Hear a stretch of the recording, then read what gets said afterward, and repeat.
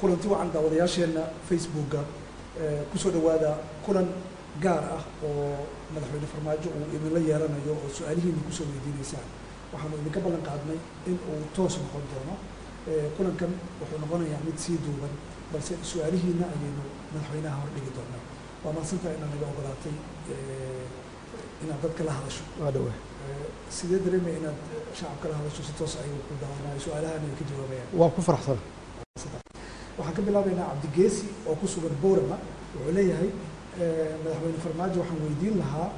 maxaa idinkaga qorshaysan wadahadaladii Somaliland mise jirtaa inaad gudaha dalka ku heshiinaysaan بسم الله الرحمن الرحيم عبد الجيسي وكما تسيني سؤال شيسا قيمة بدن إن الصومالي runtii waa isu baahan tahay waxaan dad walaah waxaan aaminsanahay inaan dib u bilaabayno ama dib u soo celinayno wada hadaladii labada maxaan ku raahdaa dhinac in si fiican inaan dib u soo celinayno annagoo runtii aaminsan inaan labada dhinacba aan naga tahay daacad in dadkeena aan mas'uulka ka nahay oo walaalaha ah sidii aan mustaqbalkooda aan uga shaqeyn lahayn maxaa yeelay dalkan Soomaaliya waa dal runtii dadkiisu ay walaalo yihiin oo aan iswada leenahay oo waxba lagu kala duwanayn kala maqnaashaheenu waxay noo tahay runtii dib u dhac waa taas dhalinyaradu ay badda kulligood ay maaragtay nafta ka raadinayaan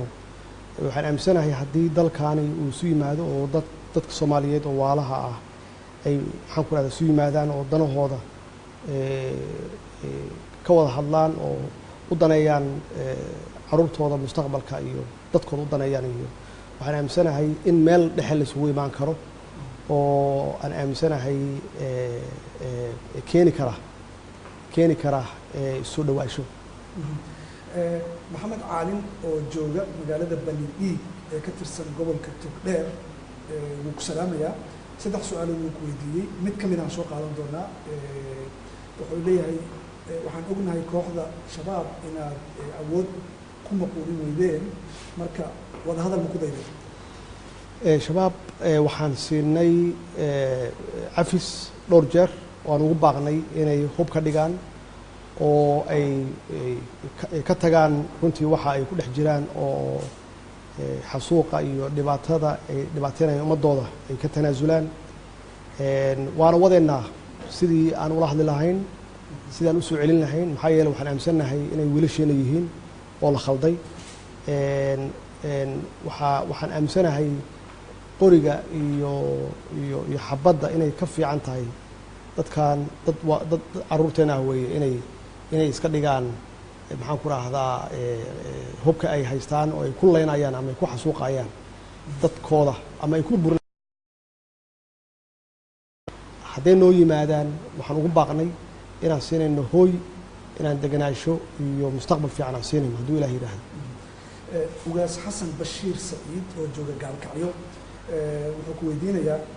maxaa kaaga qorshaysan qaraxyada markasta ka dhaca magaalada Muqdisho iyo dilalka qorshaysan ee loo geysto mas'uuliyiinta dowladda waa ku mahadsan yahay ugaas xasan su'aashiisa hawshaasi runtii muddo dheer ayaan ka shaqaynaynay ilaahay wuxuu nagu guuleeyey markay ugu sahlan tahay 3 bilood la soo dhaafay in baabuur qarxiya xamar aan ka ilaalinay waxaan rajaynaynaa inaan sii adkeenno amniga dadkeena inaan sii adkeenno iyo magaalada Muqdisho annagoo kaashanayna ciidamada qalabka sida iyo guud ahaan shacabka Soomaaliyeed wada shaqeyntooda Cabdisalaam Xuseen magaalada Muqdisho jooga wuxuu ku weydiinayaa mudane madaxweyne maxaa kaaga qorshaysan kala qaybsanaanta magaalada Muqdisho iyada oo dawladdu ay ka taliso laga bilaabo wadada wadnaha ilaa ex control balcad bulshada ku nool ma haystaan wax adeeg dawladeed ah xitaa amni fiican gudoomiyaasha degmooyinka goobahaas maxaad u sheegi lahayd waxaan leeyahay dawladdan hadda waxay jirtaa hal sano waxyaabaha ay ballan qaaday waxaa ka mid ah inay gaarsiiso adeega shacabka Soomaaliyeed meel kasta ay joogaan runtiina hadda waxaan galnay qaabkii hadda waxaan galnay implementationkii ama dhaqangelintii wixii aan qorsheynaynay sanadkii hadda ahaa hadduu eebba yiraahdo waxaan gaarsiinaynaa adeega bulshada sida ugu dhaqsiyaha badan hadday noqoto iskuullo waxbarasho khaasatan farsamooyinka iyo technology-ga oo free lagu dhigto hadday noqoto rugagii caafimaadka hadday noqoto iyo hadday noqoto biyo caafimaad ah iyo jidadka inaan dib u dhisno amnigana si fiican soo celin laakiin iyada nafteeda waxaa loo baahan yahay shacabka Soomaaliyeed inay qayb ka noqdaan hawshaas ayna bixiyaan canshuuraha shacabka hadday bixiyaan waxaan aaminsanahay in waxyaabo badan oo aan hadda awooddeeda aanan lahayn oo laga yaabo inaan u hoos fadhino ama aan u daba fadhino dowlado shisheeye inay naga kabaan inaan ka maarmi karno haddii shacabku ay iyagu qayb ka noqdaan bixinta canshuuraadka waagaag xidig maxamed suureeye oo jooga Minneapolis waxa uu leeyahay madaxweynaha waxaan weydiinayaa iibista Cabdikariin Qalbi Dhagax muxuu madaxweynuhu ka ogyahay su-aashaasi runtii waa su-aal muhiim ah waxaan ognahay in baarlamaanka Soomaaliyeed golaha shacabku ee arrintaas ay ku sameeyeen debate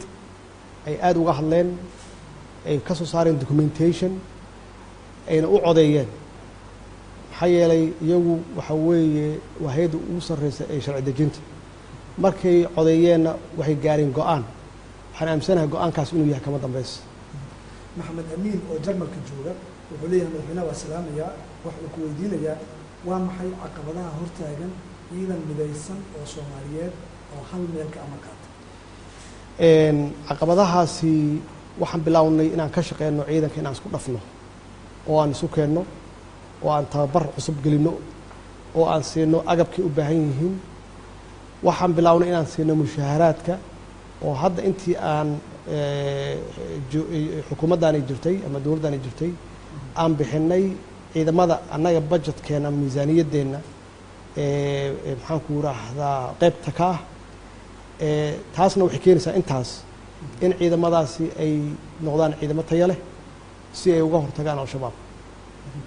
cabdiraxmaan warsame cilmi muqdisho jooga wuxuu ku weydiinayaa dhowr su-aal balse waxaan ka soo qaadanaynaa waxa uu leeyahay madaxweynuhu markii uu kambeynka ku jiray waxa uu ballan qaaday in aysan jiri doonin waddo xiran waddooyinka magaalada muqdisho ka hadlaya maxaa ku dhacay cabdikariin waxaan leeyahay dowladdu dadaal waxay ugu jirtaa inay ilaaliso ammaanka magaalada muqdisho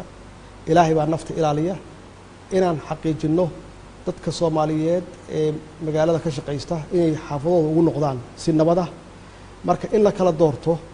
xoogaa yaroo dhib ah iyo jid xirnaansho iyo in la kala doorto qarax joogto ah insha Allah hadduu ilaahay raado iyada naftigeeda waa ka gudbaynaa waxaanan xaqiijinaynaa in magaaladu isku furanto ammaankeedana uu ku soo noqdo hadduu eebba yiraahdo maxamed khaliif waxa uu jooga maraykanka waxa uu ku leeyahay firfircooniya ka muuqatay inta aadan madaxweyne noqonin xaggee ka baxday madaxweynaha iyo prime ministerku waxay kala leeyihiin laba rool iyo kala leeyihiin roolka prime ministerku waa ninka hawsha xukuumadda iyo shaqada iyo fulinta iska leh meesha madaxweynaha laga rabo inuu lahaado visionka korna ka fiiriyo xaaladda sidee tahay uuna ka odayayo hawsha marka waxaan aaminsanahay inaan keenay ra'iisul wasaare wanaagsan oo shaqadiisa ka adag sida hadda aan arkana in ay hayaan xukuumadda hawl wanaagsan aad amaansan tahay waqtigaada waa kaaga mahad celinaynaa dhegeystayaasha iyo daawadayaasha BBC da ay su-aalaha kusoo weydiiyey oo aad fursadda siisayna iyagana sidoo kale mahadooda waan kusoo gaarsiinaynaa aad amaansan waa mahadsanta daawadayaal aad ayaad ugu mahadsan tihiin la socoshada barnaamijkan waxaad dib uga daawan doontaan ama aad ka daawan kartaan barta Facebooka ay BBC Soomaali ku leedahay waan idinkaga mahad celinaynaa la socoshada war fiican waay wacan daawadayaasheena Facebooka kusoo dhawaada kulanti wacan daawadayaasheena Facebooka kusoo dhawaada kulan gaar ah oo madaxweyne farmaajo uu idinla yeelanayo oo su-aalihiina kusoo weydiinaysaan waxaanu idinka ballan qaadnay in uu toos noqon doono kulankan wuxuu noqonayaa mid sii duuban balse su-aalihiina ayaynu madaxweynaha hordhigi doonaa waa mahadsantahay inaad naga ogolaatay inaad dadka la hadasho waa dhawaa sidee dareemaya inaad shacabka la hadasho si toos ay ku daawanaayo su-aalahan ay ka jawaabayaan waa ku faraxsan waxaan ka bilaabaynaa cabdigeesi oo ku sugan boorama wuxuu leeyahay madaxweyne farmaajo waxaan weydiin lahaa maxaa idinkaga qorshaysan wadahadaladii somalilan mise jirtaa inaad gudaha dalka ku heshiinaysaan bismi illahi raxmaan raxiim cabdigeesey waa ku mahadsan yahay su-aashiisa qiimaha badan soomaali runtii waa isu baahan tahay waxaan nahay dad waala ah waxaan aaminsanahay inaan dib u bilaabayno ama dib u soo celinayno wadahadaladii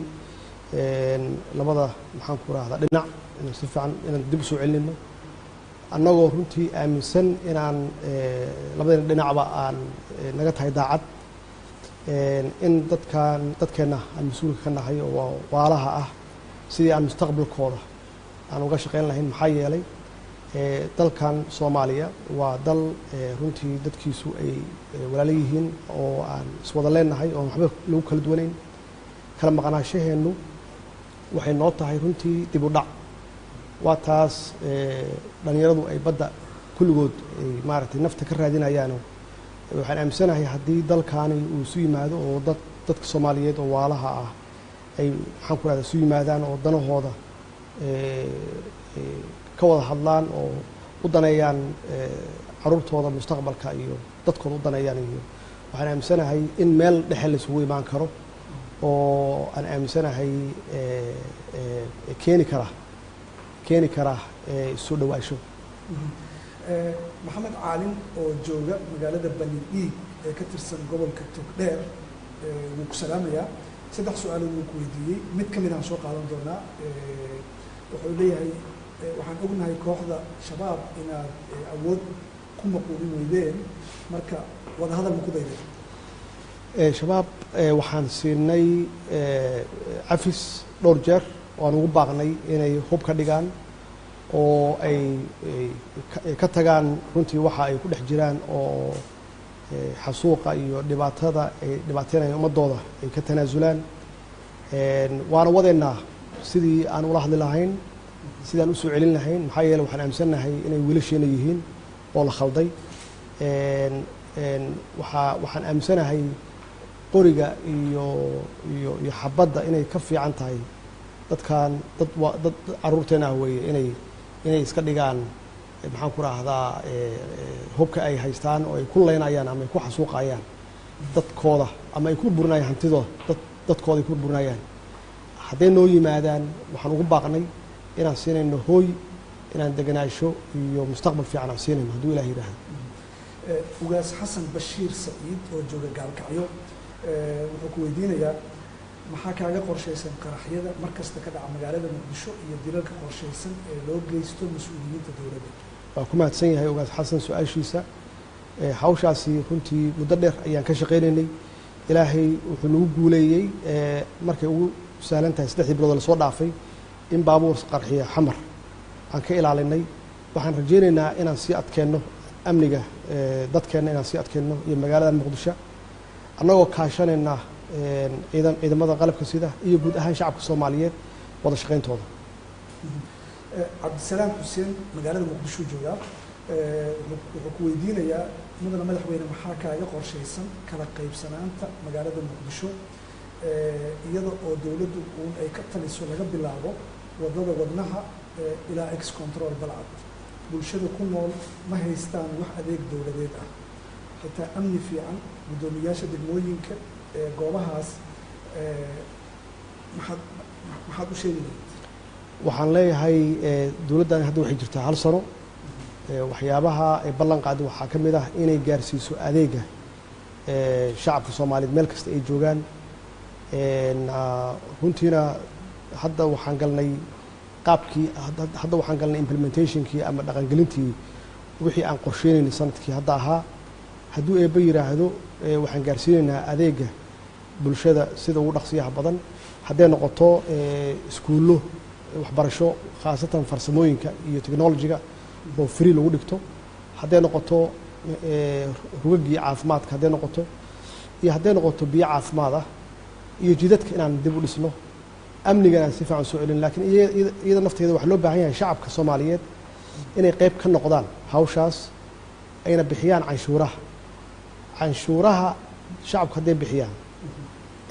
waxaan aaminsanahay in waxyaabo badan oo aan hadda awooddeeda aanan lahayn oo laga yaabo inaan u hoos fadhino ama aan u daba fadhino dowlado shisheeye inay naga kabaan inaan ka maarmi karno haddii shacabku ay iyagu qayb ka noqdaan bixinta canshuuraadka. waagaag xidig maxamed suureeye oo jooga minneapolis waxa uu leeyahay madaxweynaha waxaan weydiinayaa dhiibista cabdikariin qalbi dhagax muxuu madaxweynuhu ka ogyahay? su-aashaasi runtii waa su-aal muhiim ah. waxaan ognahay in baarlamaanka soomaaliyeed golaha shacabku ee arrintaas ay ku sameeyeen debate ay aada uga hadleen ay ka soo saareen documentation ayna u codeeyeen maxaa yeelay iyagu waxa weeye waa hay-adda ugu sarreysa ee sharci dejinta markay codeeyeenna waxay gaareen go-aan waxaan aaminsanahay go-aankaas inuu yahay kama dambaysa. maxamed amiin oo jarmalka jooga wuxuu leeyahay madaxweynaha waa salaamayaa waxa uu ku weydiinayaa waa maxay caqabadaha hortaagan ciidan midaysan oo soomaaliyeed oo hal meel ka amar qaata? caqabadahaasi waxaan bilownay inaan ka shaqeyno ciidanka inaan isku dhafno oo aan isu keenno oo aan tababar cusub gelinno oo aan siino agabkay u baahan yihiin. waxaan bilownay inaan siino mushaaharaadka oo hadda intii aan xukuumaddaani jirtay ama dowladdaani jirtay aan bixinay ciidamada annaga budgetkeenna miisaaniyaddeenna maxaan ku raahdaa qaybta ka ah taasna waxay keenaysaa intaas in ciidamadaasi ay noqdaan ciidamo tayo leh si ay uga hortagaan al-shabaab. cabdiraxmaan warsame cilmi muqdisho joogaa wuxuu ku weydiinayaa dhowr su-aal balse waxaan ka soo qaadanaynaa waxa uu leeyahay madaxweynuhu markii uu kambeynka ku jiray waxa uu ballan qaaday in aysan jiri doonin waddo xiran waddooyinka magaalada muqdisho ka hadlaya maxaa ku dhacay? cabdikariin waxaan leeyahay dowladdu dadaal waxay ugu jirtaa inay ilaaliso ammaanka magaalada muqdisho. ilaahay baa nafta ilaaliya. inaan xaqiijinno dadka soomaaliyeed ee magaalada ka shaqaysta inay xaafadooda ugu noqdaan si nabad ah. marka in la kala doorto xoogaa yaroo dhib ah iyo jidxirnaansho iyo in la kala doorto qarax joogto ah insha allah hadduu ilahi yirahdo iyada naftigeeda waa ka gudbaynaa. waxaanan xaqiijinaynaa in magaaladu isku furanto ammaankeedana uu kusoo noqdo hadduu eeba yiraahdo. maxamed khaliif waxa uu oo jooga maraykanka waxa uu ku leeyahay firfircooniya ka muuqatay inta aadan madaxweyne noqon xaggee ka baxday? madaxweynaha iyo prime ministerku waxay kala leeyihiin laba rool ayay kala leeyihiin. roolka prime ministerku waa ninka hawsha xukuumadda iyo shaqada iyo fulinta iska leh. meesha madaxweynaha laga rabo inuu lahaado visionka korna ka fiiriyo xaaladda sidee tahay uuna ka odayeeyo hawsha. marka waxaan aaminsanahay inaan keenay ra-iisul wasaare wanaagsan oo shaqadiisa ka adag sida hadda aan arkana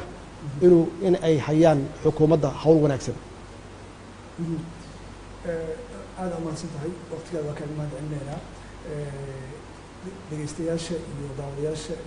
b b c da ee su-aalaha kusoo weydiiyey oo aada fursadda siisayna iyagana sidoo kale mahadooda waan kusoo gaarsiinaynaa. aada umahadsan. waa mahadsanta. daawadayaal aad ayaad ugu mahadsan tihiin la socoshada barnaamijkan. waxaad dib uga daawan doontaan ama aad ka daawan kartaan barta facebooka ay b b c soomaaliya ku leedahay. waan idinkaga mahad celinaynaa la socoshada. war fiican waay.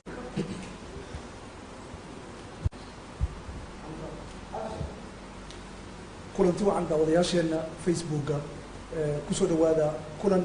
gaar ah oo madaxweyne farmaajo uu idinla yeelanayo oo su-aalihiina kusoo weydiinaysaan. waxaanu idinka ballan qaadnay in uu toos noqon doono.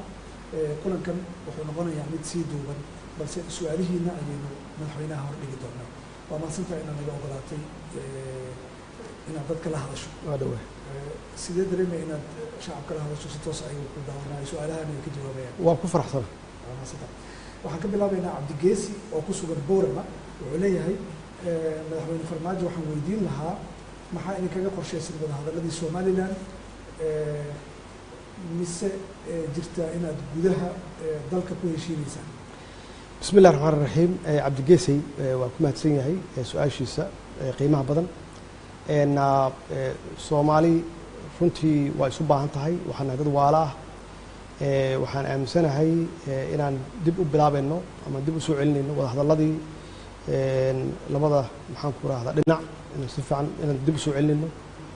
annagoo runtii aaminsan inaan labada dhinacba aan naga tahay daacad in dadkeena aan mas-uulka ka nahay oo waalaha ah sidii aan mustaqbalkooda aan uga shaqayn lahayn maxaa yeelay dalkan Soomaaliya waa dal runtii dadkiisu ay walaalo yihiin oo aan iswada leenahay oo waxba lagu kala duwanayn kala maqnaashaheenu waxay noo tahay runtii dib u dhac waa taas dhalinyaradu ay badda kulligood ay maaragtay nafta ka raadinayaan waxaan aaminsanahay haddii dalkaani uu isu yimaado oo dadka Soomaaliyeed oo waalaha ah ay maxaan ku raahdaa isu yimaadaan oo danahooda ka wada hadlaan oo u daneeyaan caruurtooda mustaqbalka iyo dadkooda u daneeyaan iyo waxaan aaminsanahay in meel dhexe la isugu imaan karo oo aan aaminsanahay keeni kara soo dhawaasho. maxamed caalin oo jooga magaalada Banidhiig ee ka tirsan gobolka Togdheer wuu ku salaamayaa 3 su'aalood uu ku weydiiyey mid ka mid ah soo qaadan doonaa wuxuu leeyahay waxaan ognahay kooxda shabaab inaad awood ku maquulin weydeen marka wada hadal ma ku dayday? shabaab waxaan siinay cafis dhowr jeer waan ugu baaqnay inay hub ka dhigaan oo ay ka tagaan runtii waxa ay ku dhex jiraan oo xasuuqa iyo dhibaatada ay dhibaateynayaan ummadooda ay ka tanaasulaan waana wadeennaa sidii aan ula hadli lahayn sidaan u soo celin lahayn maxaa yeelay waxaan aaminsanahay inay wiilasheena yihiin oo la khalday waxaan aaminsanahay qoriga iyo xabadda inay ka fiican tahay dadkan dad caruurteena ah weeye inay iska dhigaan maxaan ku raahdaa hubka ay haystaan oo ay ku leynayaan ama ay ku xasuuqayaan dadkooda ama ay ku burburinayaan hantidooda dadkooda ay ku burburinayaan hadday noo yimaadaan waxaan ugu baaqnay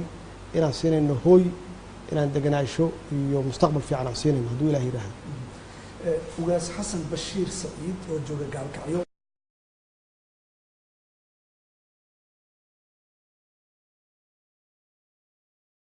loo geysto mas-uuliyiinta dowladda. waa ku mahadsan yahay ugaas xasan su-aashiisa hawshaasi runtii muddo dheer ayaan ka shaqaynaynay ilaahay wuxuu nagu guuleeyey markay ugu sahlan tahay 3 bilood la soo dhaafay in baabuur qarxiya xamar aan ka ilaalinay waxaan rajaynaynaa inaan sii adkeenno amniga dadkeena inaan sii adkeenno iyo magaalada Muqdisho annagoo kaashanayna ciidamada qalabka sida iyo guud ahaan shacabka Soomaaliyeed wada shaqayntooda. cabdisalaam xuseen magaalada Muqdisho jooga wuxuu ku weydiinayaa mudane madaxweyne maxaa kaaga qorshaysan kala qaybsanaanta magaalada Muqdisho iyada oo dowladdu ay ka taliso laga bilaabo wadada wadnaha ilaa ex control balcad bulshada ku nool ma haystaan wax adeeg dowladeed ah xitaa amni fiican guddoomiyaasha degmooyinka goobahaas maxaad u sheegi lahayd? waxaan leeyahay dowladdan hadda waxay jirtaa 1 sano waxyaabaha ay ballan qaaday waxaa ka mid ah inay gaarsiiso adeega shacabka Soomaaliyeed meel kasta ay joogaan runtiina hadda waxaan galnay qaabkii hadda waxaan galnay implementationkii ama dhaqangelintii wixii aan qorsheynaynay sanadkii hadda ahaa hadduu eebba yiraahdo waxaan gaarsiinaynaa adeega bulshada sida ugu dhaqsiyaha badan hadday noqoto iskuullo waxbarasho khaasatan farsamooyinka iyo technology-ga oo free lagu dhigto hadday noqoto rugagii caafimaadka hadday noqoto iyo hadday noqoto biyo caafimaad ah iyo jidadka inaan dib u dhisno amnigan aan si fiican soo celin laakiin iyada nafteeda waxa loo baahan yahay shacabka Soomaaliyeed inay qayb ka noqdaan hawshaas ayna bixiyaan